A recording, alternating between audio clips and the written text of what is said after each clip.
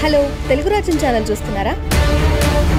సామాజిక రాజకీయ జీవన చిత్రణే తెలుగు రాజ్యం. అతిశయోక్తులు అసత్యాలు ఉండవు. రాజకీయ కోణం కాదు, ప్రజా కోణమే కొలబద్ద. తెలుగు రాజ్యం వీక్షణ మీ ఉత్తమ అభిరుచికి నిదర్శనం. నమస్తే, వెల్కమ్ టు తెలుగు రాజ్యం. నేను మోనిక. శ్రీకాంత్ గారు నమస్తే. నమస్తే. ఇప్పుడు మనం ఒకసారి వైజాగ్ చుట్టుపక్కల ఆ ఏరియా గురించి ముఖ్యంగా మాట్లాడుకోవాల్సిన టైం అనే చెప్పాలి. ఎందుకంటే తెలుగుదేశం పార్టీ నుంచి అభ్యర్థులను నిలబెట్టకుండా జనసేన వాళ్ళకి అవకాశాలు ఇచ్చిన సిచ్యువేషన్ కనిపిస్తుంది వైజాగ్. పొత్తులో భాగంగా ఎక్కువ స్థానాలు ఇచ్చింది ఆ ఏరియాలోనే ఎక్కువ కనిపిస్తుంది. అంటే ఈ సాక్రిఫైస్ జనసేన వాళ్ళకి ప్లస్ అయిందా అనే డౌట్ ఉంటుంది. ఎందుకంటే అక్కడ వాళ్ళు గెలిచే అవకాశాలు ఉన్నాయని సిచ్యువేషన్ కనిపిస్తుంది కదా. సో ఎలాంటి సంకేతాలు ఇస్తున్నట్టు, లేకపోతే అక్కడ వాళ్ళు మంచి మెజారిటీతో గెలడమైనా హోరాహోరీ ఏమైనా కనిపిస్తుందా అని? హోరాహోరీలోకి వచ్చాయి. ఎందుకంటే మూడు తెలుగుదేశం పార్టీ అంత క్రితం తమకు కంచుకోటలుగా భావించినటువంటి స్థానాలు పెందుర్తి, అనకాపల్లి, యలమంచిలి. పెందుర్తి ఏమైందంటే అంత క్రితం పరవాడానికి నియోజకవర్గం ఉండేది. ఆ పరవాడ నియోజకవర్గంలో బండారు సత్యనారాయణమూర్తి గారు కుప్పల వెలమ వారు 1989లో గెలిచారు. అప్పటి నుంచి వారు అప్రతిహతంగా తెలుగుదేశం పార్టీ కంచుకోటగా పరవాడను మార్చేసినటువంటి, అంటే 2004లో గండిబాబ్జీ గారు గెలిచారు. కుప్పల వెలమ. నమస్తే, వెల్కమ్ టు తెలుగు రాజ్యం. నేను మోనిక. శ్రీకాంత్ గారు నమస్తే. నమస్తే. ఇప్పుడు మనం ఒకసారి వైజాగ్ చుట్టుపక్కల ఆ ఏరియా గురించి ముఖ్యంగా మాట్లాడుకోవాల్సిన టైం అనే చెప్పాలి. ఎందుకంటే తెలుగుదేశం పార్టీ నుంచి అభ్యర్థులను నిలబెట్టకుండా జనసేన వాళ్ళకి అవకాశాలు ఇచ్చిన సిచ్యువేషన్ కనిపిస్తుంది వైజాగ్. పొత్తులో భాగంగా ఎక్కువ స్థానాలు ఇచ్చింది ఆ ఏరియాలోనే ఎక్కువ కనిపిస్తుంది. అంటే ఈ సాక్రిఫైస్ జనసేన వాళ్ళకి ప్లస్ అయిందా అనే డౌట్ ఉంటుంది. ఎందుకంటే అక్కడ వాళ్ళు గెలిచే అవకాశాలు ఉన్నాయని సిచ్యువేషన్ కనిపిస్తుంది కదా. సో ఎలాంటి సంకేతాలు ఇస్తున్నట్టు, లేకపోతే అక్కడ వాళ్ళు మంచి మెజారిటీతో గెలడమైనా హోరాహోరీ ఏమైనా కనిపిస్తుందా అని? హోరాహోరీలోకి వచ్చాయి. ఎందుకంటే మూడు తెలుగుదేశం పార్టీ అంత క్రితం తమకు కంచుకోటలుగా భావించినటువంటి స్థానాలు పెందుర్తి, అనకాపల్లి, యలమంచిలి. పెందుర్తి ఏమైందంటే అంత క్రితం పరవాడానికి నియోజకవర్గం ఉండేది. ఆ పరవాడ నియోజకవర్గంలో బండారు సత్యనారాయణమూర్తి గారు కుప్పల వెలమ వారు 1989లో గెలిచారు. అప్పటి నుంచి వారు అప్రతిహతంగా తెలుగుదేశం పార్టీ కంచుకోటగా పరవాడను మార్చేసినటువంటి, అంటే 2004లో గండిబాబ్జీ గారు గెలిచారు. కుప్పల వెలమ సామాజిక. 2009కి పరవాడ రద్దయి పెందుర్తిగా మారింది. పెందుర్తిలోకి కొంత వచ్చి చేరిన తర్వాత ఏమైందంటే పెందుర్తి నుంచి 2014లో బండారు సత్యనారాయణమూర్తి గారు వారు గెలుపొందడం జరిగింది. 2009లో వారు పోటీ చేశారు తెలుగుదేశం పార్టీ అభ్యర్థి. కాంగ్రెస్ అభ్యర్థి ఏమో గండిబాబ్జీ గారు. వీరు ఇరువురు నడుమ ప్రజారాజ్యం పార్టీ అభ్యర్థిగా కాపు సామాజిక వర్గం పంచకెళ్ళి రమేష్ బాబు గారు గెలిచారు 2009లో. 14లో బండారు సత్యనారాయణమూర్తి గారు గెలిచారు. 19కి వచ్చేటప్పటికి అదే కుప్పల వెలమ సామాజిక వర్గం నుంచి వైకాపా అభ్యర్థి అన్నంరెడ్డి అదీప్రాజ్ గెలిచారు. ఇక్కడ ఏమైందంటే ఈ స్థానం నుంచి ఖచ్చితంగా తాను పోటీలో ఉంటాను, ఈ స్థానం ఎట్టి పరిస్థితుల్లో జనసేనకు కేటాయించరు అని బండారు సత్యనారాయణమూర్తి గారు బలంగా భావించారు. ఒక పర్యాయం ఆయన రాష్ట్ర మంత్రిగా కూడా చేశారు. ఇక్కడ ఏమైందంటే చింతకాయల అయ్యన్న పాత్రుడు గారు, బండారు సత్యనారాయణమూర్తి గారు ఇరువురు కుప్పల వెలమ సామాజిక వర్గం కావడంతో ఒకరికే మంత్రిగా అవకాశం ఇచ్చేటటువంటి అవకాశం చంద్రబాబు నాయుడు గారు. కాబట్టి ఎక్కువ పర్యాయాలు అయ్యన్న పాత్రుడు గారికి అవకాశం వచ్చింది. బండారు సత్యనారాయణమూర్తి గారు ఒకసారి చేశారు రాష్ట్ర మంత్రి. ఇక్కడ ఏమైందంటే తనతో మాట మాత్రమైనా చెప్పకుండా, తనతో సంప్రదించకుండా పెందుర్తి జనసేన కేటాయించారనేసి ఆయన భీష్మించు కూర్చున్నారు. మొన్నటికి మొన్న చంద్రబాబు నాయుడు గారి పర్యటనలో భాగంగా బండారు సత్యనారాయణమూర్తి గారిని పిలిపించుకోవడం జరిగింది. చంద్రబాబు నాయుడు గారు పిలిపించుకునేంత వరకు కూడా జనసేన అభ్యర్థి కలవాలని ప్రయత్నించినా ఇంట్లో ఉండి లేదనిపించారు. అసలు ఫోన్స్ కూడా స్విచ్ ఆఫ్ చేసినటువంటి పరిస్థితి. అంటే ఇప్పుడు బేసికల్ గా జనసేన కొంచెం స్పీడప్ అయినప్పటికీ అక్కడున్న తెలుగుదేశం వాళ్ళు సహకరించట్లేదు. ఆ విషయం స్వయంగా మనతో పంచకెళ్ళి రమేష్ బాబు గారు పంచుకున్నారు వారి ఆవేదనని. స్వయంగా మనతో పంచుకున్నారు ఆవేదన. ఎందుకంటే ఇప్పటివరకు బండారు సత్యనారాయణమూర్తి గారు సహకరించట్లేదు, మాట్లాడటానికి కూడా అవకాశం ఇవ్వలేదు, ప్రయత్నించినా కూడా అన్న విషయం పంచకెళ్ళి రమేష్ బాబు గారు మనతోనే స్వయంగా వారు విన్నవించుకున్నారు. ఈ నేపథ్యంలో ఏమైందంటే చంద్రబాబు నాయుడు గారు బండారు సత్యనారాయణమూర్తి గారిని పిలిపించుకొని పొత్తులో భాగంగా మనం కేటాయించాల్సి వచ్చింది, మీరు తప్పకుండా జనసేన అభ్యర్థి విజయం కోసం మీరు కృషి చేయండి అని చెప్పినా కూడా వారు తన బెట్టును వీడలేదు, తన పట్టును అలాగే బిగించారు. అలాగే కనీసం కలవడానికి కూడా అవకాశం లేని సిచ్యువేషన్సే ఉంది. సపోర్ట్ చేయడం, బయటకు వచ్చి సపోర్ట్ చేయడం తర్వాత సంగతి, కనీసం వచ్చి ఒకసారి మీటింగ్ అన్నా కూడా లేని సిచ్యువేషన్ ఉంది. అనకాపల్లికి వచ్చేటప్పటికి ఏమైందంటే దాడి వీరభద్రరావు గారు ఎందుకు ఆయన వైకాపాలోకి వెళ్ళారు, ఎందుకు తెలుగుదేశంలోకి వచ్చారు, మధ్యలో ఎందుకు జనసేనలోకి వెళ్ళారు ఆయనకే అర్థం కాదు. దాడి వీరభద్రరావు గారు మేధావి, చాలా అత్యధికంగా విద్యా సంపన్నులు, తర్వాత వినయ సంపన్నులు, తర్వాత అక్కడ తెలుగుదేశం పార్టీకి చెప్పుకోదగినటువంటి గౌర సామాజిక వర్గం నుంచి నేతలలో దాడి వీరభద్రరావు గారిని మరీ ముఖ్యంగా చెప్పుకొని తీరాలి.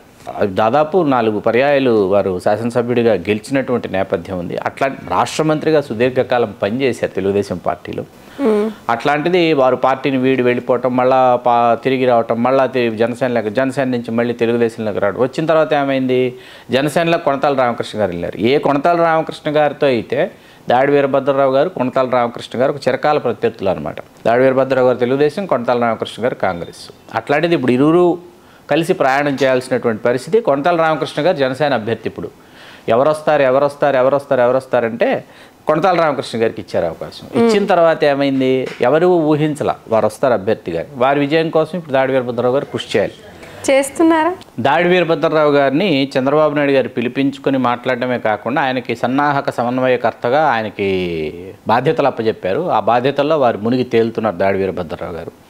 వారు పార్టీ గొంతుకు వినిపించడం, పార్టీ కార్యాలయంలో కూర్చుని ఇప్పుడు కొనతాల రామకృష్ణ గారి విజయానికి కృషి చేయడం, అనకాపల్లి లోక్సభ పరిధిలో ఉన్నటువంటి అభ్యర్థులు ఎవరైతే ఉన్నారో తెలుగుదేశం, జనసేన వాళ్ళందరూ విజయాల కోసం కృషి చేయడం, అనకాపల్లి లోక్సభ అభ్యర్థిగా భారతీయ జనతా పార్టీ పోటీ చేస్తుంది సీఎం రమేష్ గారు, వారి విజయానికి కృషి చేయడం, ఇట్లాంటి బాధ్యతలన్నీ ప్రస్తుతం దాడి వీరభద్రరావు గారికి అప్పచెప్పారు. అక్కడి వరకు కొంత ప్రశాంతంగానే ఉంది వాతావరణం. అందుకే కొనతాల రామకృష్ణ గారు గెలుస్తారు అనేటటువంటి ఒక వాతావరణం అక్కడ ఏర్పడింది. సో కొంచెం పాజిటివ్గా ఉంది. యలమంచిలికి వచ్చేటప్పటికి ఏమైందంటే, యలమంచిలి ఎప్పటి నుంచో అది తెలుగుదేశం పార్టీకి అంచుకోవటం. ఎందుకంటే పప్పల చలపతిరావు గారిని వారు గెలుస్తూ వచ్చారు కాపు సామాజిక వర్గం. ఈ వైకాపా ఎప్పుడైతే అంటే అక్కడ మీకు తెలుగుదేశం పంచకర్ల రమేష్ బాబు గారు కూడా తెలుగుదేశం పార్టీ అభ్యర్థికి 2014లో గెలిచారు. మీకు ఎప్పుడైతే మీకు వైకాపా మీకు క్షత్రియ సామాజిక వర్గానికి ఇచ్చిందో, ఆ క్షత్రియ సామాజిక వర్గం నుంచి కన్నబాబు రాజు గారు గెలిచారు. గెలిచి ఇప్పుడు కన్నబాబు రాజు గారు బరిలో ఉన్నారు. వీళ్ళు జనసేన ఈ స్థానం కోరేటప్పటికి సుందరపు విజయ్ కుమార్ 2019లో పోటీ చేసి ఓడిపోయాడు. కాబట్టి తిరిగి మేము అతనికి అవకాశం ఇవ్వాలి, ఖచ్చితంగా మాతోనే ప్రయాణం చేస్తున్నాడని అతనికి అవకాశం ఇవ్వడం జరిగింది. అతను కాపు సామాజిక వర్గం ఇచ్చేటప్పటికి ఏమైందంటే, ఇప్పుడు అక్కడ పప్పల చలపతిరావు గారి కుటుంబం పూర్తిగా స్తబ్దత ఏర్పడింది. అంటే తెలుగుదేశం పార్టీకి చెందినటువంటి శ్రేణులు కావచ్చు, తెలుగుదేశం పార్టీకి చెందినటువంటి వర్గం కావచ్చు, ఒకసారి పంచకర్ల రమేష్ బాబు గారు వచ్చి వెళ్ళారు. అట్లాగే పప్పల చలపతిరావు గారికి ఒక బలమైనటువంటి వర్గం ఉంది. వీళ్ళు స్తబ్దతగా ఉన్నారు. పప్పల చలపతిరావు గారి వర్గం, ఆయన టీటీడీ చైర్మన్ చేశారు, అట్లాగే అనకాపల్లి ఎంపీ చేశారు. ఇంత నేపథ్యం ఉంది పప్పల చలపతిరావు గారు. వారి వర్గం మొత్తం ప్రస్తుతానికైతే స్తబ్దతగా ఉంది. ఆ స్తబ్దతగా ఉండటం హోరాహోరీ పోరు, యలమంచిలి హోరాహోరీగా సాగుతోంది పోరు. సుందరపు విజయ్ కుమార్ వర్సెస్ కన్నబాబు రాజు చాలా హోరాహోరీగా సాగుతోంది పోరు. అంటే 3 ఏంటంటే బలమైనటువంటి నియోజకవర్గాలు తెలుగుదేశానికి. ఖచ్చితంగా ఈ 3 నియోజకవర్గాలు పట్టుబట్టి సాధించుకుంది జనసేన. సాధించుకోవడం అట్లాగే అసలు అనకాపల్లి లోక్సభ కూడా తెలుగుదేశానికి ఏమీ తీసేసేటటువంటి స్థానం అయితే కాదు. ఎందుకంటే మీకు ఒకసారి గంటా శ్రీనివాసరావు గారు గెలిచారు, చింతకాయల అయ్యన్న పాత్రుడు గారు గెలిచారు, అంత క్రితం గణబాబు గారు నాన్నగారు పి అప్పల నరసింహం గారు గెలిచారు 84లో. ఆ తర్వాత ముత్తంశెట్టి శ్రీనివాసరావు గారు ఒకసారి గెలిచారు, అవంతి శ్రీనివాసరావు గారు. ఇట్లా ఎంతమంది గెలిచినటువంటి స్థానం అనమాట అది. అట్లాంటి దాన్ని కూడా అప్పనంగా అప్పచెప్పారు, బీజేపీకి అప్పచెప్పారు అనేటటువంటిది. అంటే తెలుగుదేశం వాస్తవంగా ఇంత బలంగా ఉన్నటువంటి తెలుగుదేశం క్యాడర్ ఏదైతే ఉందో ఆ క్యాడరు మనస్ఫూర్తిగా పనిచేయాలి. ఇప్పుడు సమస్థాయి, ఇప్పుడు చంద్రబాబు నాయుడు గారు భారతీయ జనతా పార్టీ అంటే పురంధేశ్వరి గారే, she is the face of the AP. Pawan Kalyan గారు జనసేన. ఆ స్థాయిలో పొత్తు పెట్టుకుని, ఆ స్థాయిలో పొత్తు ధర్మంలో వాళ్ళు కూర్చొని మాట్లాడుకోవడానికి, క్షేత్రస్థాయిలో కార్యకర్తలు ఇరువురు కలవడానికి చాలా తేడా ఉంటుంది. ఎందుకంటే ఉదయం లేస్తే వాడి మీద వీడి మీద పితూరులు చెప్పుకోవడమో, కేసులు పెట్టుకోవడమో, లేకపోతే ఒక చోట ఆడుకోవడమో, ఘర్షణలు చేసుకోవడమో ఇవన్నీ జరుగుంటాయన్నమాట. ఈ సామాజిక వర్గాలకు సంబంధం లేదు. సొంత సామాజిక వర్గంలో ఉన్న వాళ్ళు కూడా ఆ పార్టీలో వాడు, ఈ పార్టీలో వీడు ఉన్న ఒకరినొకరిని తిట్టుకోవడమో, తోలాడుకోవడమో, ఇవన్నీ సహజం. ఇప్పుడు వాడి మనసులో ఇప్పుడు కొత్తగా మొలకెత్తాలన్నమాట. ఖచ్చితంగా ఈ పొత్తులో భాగంగా మేము ఇప్పుడు ఈ అభ్యర్థి కోసం పనిచేసి తీరాలి అనేటటువంటి భావన వాడికి కలగాలన్నమాట. అది కలగడానికి సమయం పడుతుంది. వాస్తవానికి తెలుగుదేశానికి చాలా పట్టుకొమ్మల లాంటి స్థానాలు ఉన్నాయి. చాలా తక్కువ సమయం లేదు, 25 days లో సమయం లేదు అసలు. ఎప్పుడు చిగురించాలి, ఎప్పుడు ఈ హోర్లో సపోర్ట్ ఉండాలి. అంటే ఇది ఏమవుతుందంటే సర్వేలన్నీ కూడా ఏంటంటే సర్వేలన్నీ వైకాపాకి పాజిటివ్గా ఉన్నాయన్న మాట ఎంత వాస్తవమో అవి ఖచ్చితంగా నిజమవ్వాలి అనేటటువంటి రూల్ కూడా ఏమీ లేదు. ఎందుకంటే దానిని చూసి వైకాపా వాళ్ళు రిలాక్స్ అయ్యారనుకోండి, అంతకంటే పాపము మరొకటి ఉండదు. రిలాక్స్ కాకూడదు అనమాట. అసలు రిలాక్స్ కావాలని లేకపోతే కాకూడదని మనం ఇక్కడేం కోరుకోవటం లేదు. కానీ తెలుగుదేశం, జనసేన, భాజపా పొత్తులో జరుగుతున్నటువంటి ఈ లుకలుకలు ఏవైతే ఉన్నాయో, ఈ లుకలుకల వల్ల పుణ్యకాలం కాస్త పూర్తయిపోతాం.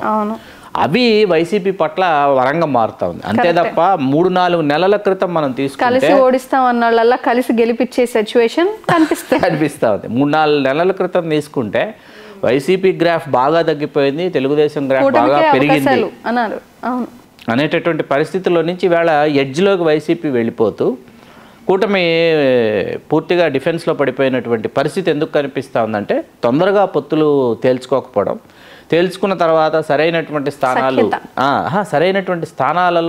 ఉండకపోవడం, అభ్యర్థులు లేకపోవడం. అభ్యర్థులు మరీ ముఖ్యంగా జనసేన అభ్యర్థులు చూసుకుంటే దాదాపు డజనుకు పైగా మీకు తెలుగుదేశం, వైకాపాలో నుంచి తీసుకొచ్చి వాళ్ళ కండువాలు కప్పి స్థానాలని అప్పచెప్పడం అనేది కూడా ఆత్మహత్య సదృశ్యం అనమాట. 10 సంవత్సరాలు జనసేనతో కలిసి ప్రయాణం చేసినటువంటి నాయకులు చాలామంది ఉన్నారు. అన్ని సామాజిక వర్గాలు, అన్ని ప్రాంతాల్లో ఉన్నారు. అందులో మళ్ళీ ఏం సందేహం ఏం లేదు. ఖచ్చితంగా మూడో కడప లాంటి చోట మీకు బలమైనటువంటి అభ్యర్థులు బరిలోకి వచ్చారు. రాజంపేట నుంచి పోటీ చేయాలనుకున్నారు, వాళ్ళకి అవకాశం ఇవ్వాలి. పక్కన రైల్వే కోడూరు తీసుకున్నారు. రైల్వే కోడూరు మొదట ఒక అభ్యర్థున్నారు, కాదని చెప్పేసి మళ్ళీ తెలుగుదేశం పార్టీ నుంచి మరొక అభ్యర్థిని తీసుకొచ్చి ఆయన కాదు ఈయన అభ్యర్థి అని చెప్పారు. ఇట్లాంటివన్నీ కూడా ఏంటంటే పార్టీ పల్స్న అయిపోయింది. ఇటువంటి పరిస్థితుల్లో ఏంటంటే ఇప్పుడు మరీ ముఖ్యంగా ఉమ్మడి విశాఖ జిల్లాకు వచ్చేటప్పటికి ఈ 3 నియోజకవర్గాల్లో ప్రస్తుతం పెందుర్తిలో అయితే పంచకర్ల రమేష్ బాబు గారు ఏటికి ఎదురుతున్నారు. అనకాపల్లికి వచ్చేటప్పటికి హోరాహోరీ పోరు, కొనతాల రామకృష్ణ గారు గెలిచేస్తారనేటటువంటి వాతావరణం ఉన్నప్పటికీ అక్కడ వైకాపా కూడా కాపు సామాజిక వర్గానికి అవకాశం కలిసే ఉన్న టఫ్ ఫైట్. దాడి వీరభద్రరావు గారు, కొనతాల రామకృష్ణ గారు కలిసిపోయారు అని అనుకున్నా కూడా హోరాహోరీ పోరులో ఉంది. మీకు అట్లాగే ఎలమంచిలు కూడా క్షత్రియ వర్సెస్ కాపు, అది కూడా అంత సులభంగా మనం తీసి పారేసేటటువంటి పరిస్థితి లేదు. అంత సులభంగా ఉంటుందేమో అనిపిస్తుంది శ్రీకాంత్ గారు ఈసారి. ఎందుకంటే బయటకు చెప్పేది భయానికో లేకపోతే అభిమానానికో చెప్తున్నప్పటికీ మీకు ఎన్నికలు ఏమైనాయంటే మే 13 సోమవారం అయింది. మీకు వరుసగా శనివారం, ఆదివారం మీకు హాలిడేస్ వస్తున్నాయి. చాలా మంది ఏమైనా వెకేషన్కి వెళ్ళారు అనుకోండి, దీన్ని కూడా పరిగణలోకి తీసుకోవాలి మనం.